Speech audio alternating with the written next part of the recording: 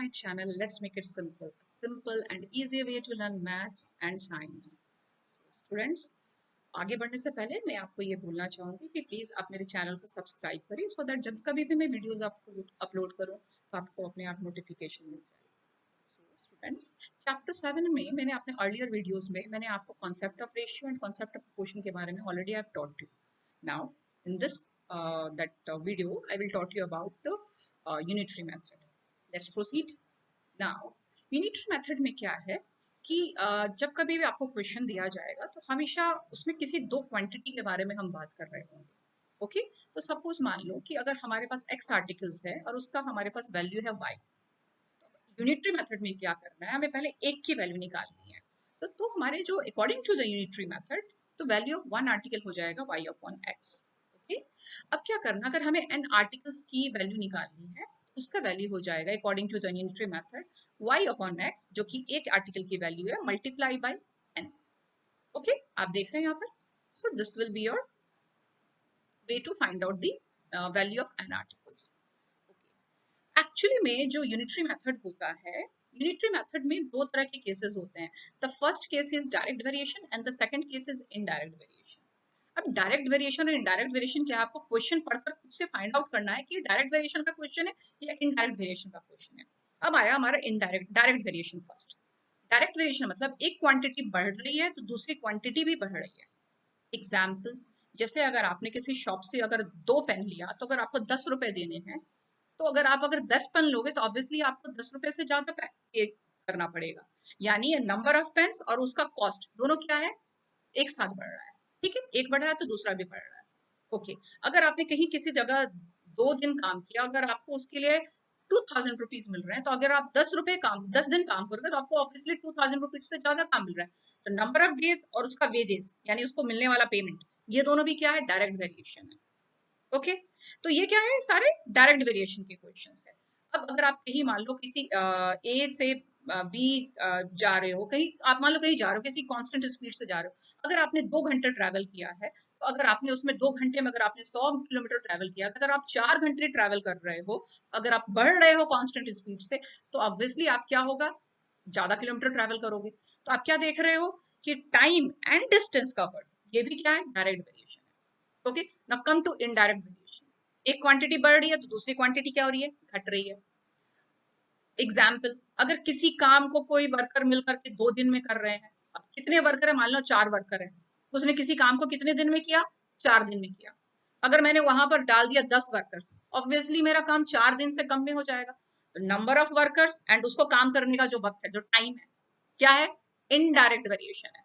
Okay, ये हो गया इनडायरेक्ट वेरिएशन।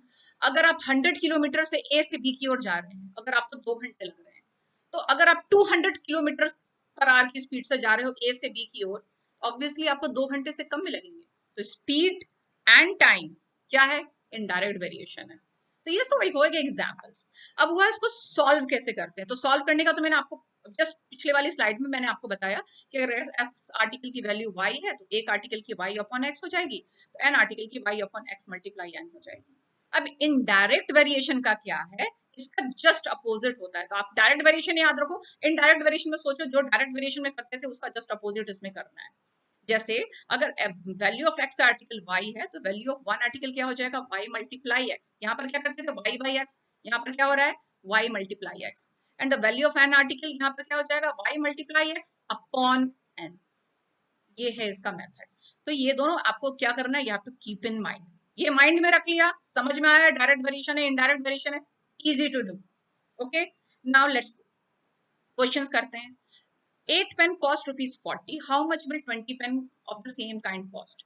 अब देखो, जब क्वेश्चन आप पढ़ते हो तो जो आपको निकालना है, जो भी वैल्यू आपको निकालनी है, उसको हमेशा इक्वल्स टू के बाद रखना है। ये याद ध्यान में रखना है, ये क्वेश्चन सॉल्व करने हमें यहाँ पे क्या निकालना है, कॉस्ट निकालना है, तो हमको इक्वल्स टू के बाद उस वैल्यू को रखनी है, उस क्वांटिटी को लिखनी है। तो लिखते हैं कॉस्ट ऑफ 8 पेन, जो दिया है पहले लिख लिया है। कॉस्ट निकालनी है इसलिए हम कॉस्ट को बाद में लिखेंगे, ₹40।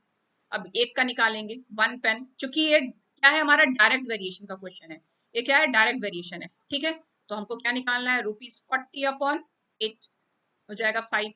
अब cost of 20 pen equals to 5 multiply 20, that is 100। इतना रुपया क्या हो गया आपका, आंसर हो गया। Okay, let's come to the next question. Number of wedges कितने हैं? 50 मेंस के क्या है 8 डेज के लिए है 60,000। How much would they receive for 14 days? ठीक है, ऑब्वियसली ऐसा क्वेश्चन भी मैंने आपको बताया है कि बेस्ड ऑन वेजेस क्या है डायरेक्ट वेरिएशन, तो ये भी क्या है डायरेक्ट वेरिएशन, तो डायरेक्ट वेरिएशन के अनुसार से करते हैं। अब 15 मेन के लिए निकालना तो हमको इस पर कंसंट्रेट नहीं करना, आपको कंसंट्रेट हमारी दो क्वांटिटी क्या है 8 डेज एंड 60,000, और हमें क्या निकालना है how much they will receive, तो जो अमाउंट है ये हमारे इक्वल्स टू के बाद आएगा। ठीक है, तो आप क्या लिखोगे फॉर 15 men, है ना, ठीक है, फॉर 8 days, है ना, वेजेस रिसीव्ड कितना है इज ₹60,000।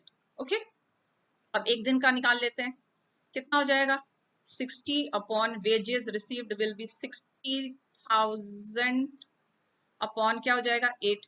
ठीक है, अब कितने दिन के लिए निकालने हैं 14 डेज के लिए निकालना है, तो for 14 days it will be 60,000 by 8 multiply by 14।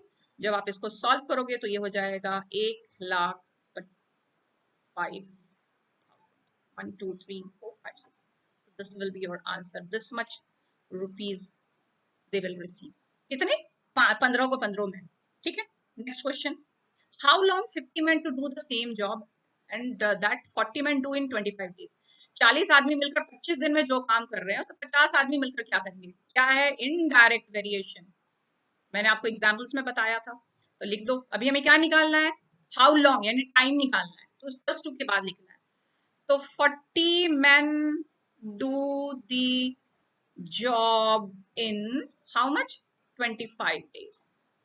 ठीक है, 1 man do the job in 25 multiply 40, just उसका उल्टा हो जाएगा, आपको मालूम है डायरेक्ट वेरिएशन का।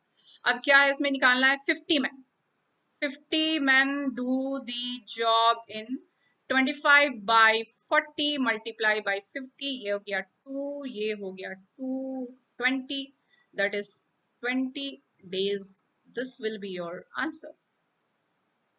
okay, easy। now next question, a garrison of 1200 men has a provision for 60 days, how long they last if the garrison is reduced to 60 men?